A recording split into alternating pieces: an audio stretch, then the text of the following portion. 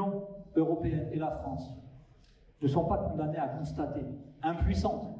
l'engrenage du conflit et la poursuite des crimes de guerre israéliens en réponse à ceux commis par le Hamas,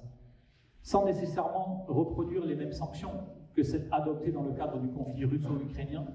Notre pays peut et doit également agir pour la paix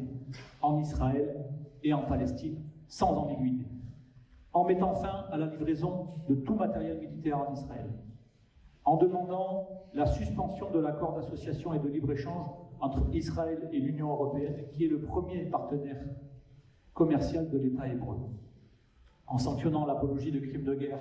à l'Assemblée nationale et dans les médias,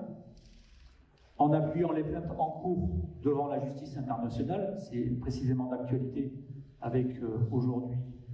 la plaidoirie de l'Afrique du Sud devant la Cour pénale internationale. Et enfin, en déposant en son nom, et si possible avec le soutien de l'Union européenne, une résolution devant le Conseil de sécurité de l'ONU pour un cessez-le-feu immédiat. Après des déclarations contradictoires, le gouvernement français semble désormais s'enliser dans une inertie critiquée au sein même de notre diplomatie. Une politique